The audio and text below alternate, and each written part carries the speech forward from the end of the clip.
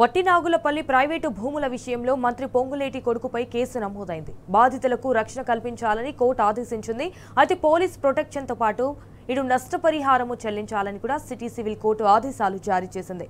ఇంతకు ముందు అంతా అబద్ధం అన్నట్టుగా దబాయింపులకు దిగిన మంత్రి పొంగులేటి ఆధారాలు బయటపడ్డాక తన కొడుకుపై హత్యాయత్నం కేసు నిజమేనంటూ ఒప్పుకున్నాడు.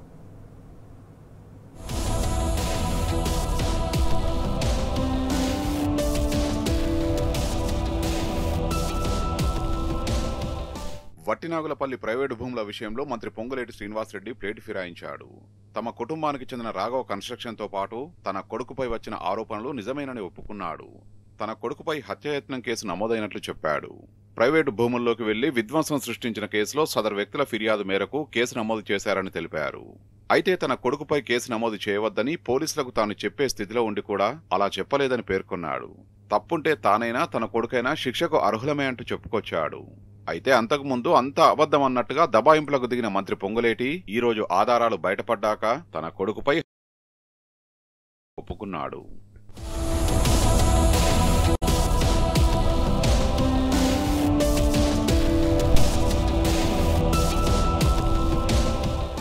గచ్చిబౌలి ఠాణా పరిధిలోని వట్టినాగులపల్లి సర్వే నంబర్ 245-19లోని ప్రైవేటు యాజమాన్యానికి చెందిన భూములపైకి మంత్రి పొంగులేటి శ్రీనివాసరెడ్డి కొడుకు తన అనుచరులు రాఘవ కన్స్ట్రక్షన్ కంపెనీ పేరుతో జేసీబీలు తీసుకుని దౌర్జన్యంగా వెళ్లి నిర్మాణాలను కూల్చారు.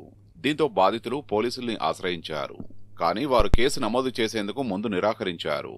కానీ సాక్ష్యాధారాలతో బాధితులు ఫిర్యాదు చేయడంతో దాడి దౌర్జన్యం కింద పోలీసులు కేసు నమోదు చేశారు.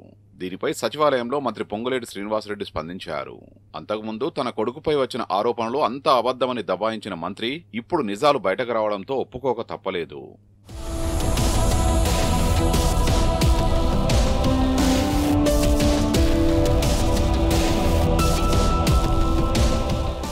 గచ్చిబౌలి ఠాణా పరిధిలోని వట్టినాగులపల్లి సర్వే నంబర్ 245-19లోని భూ యజమానులకు పోలీస్ ప్రొటెక్షన్ కల్పించాలని సివిల్ కోర్టు సూచించినట్టు బాధితురాలి తండ్రి సతీష్ షా తెలిపారు.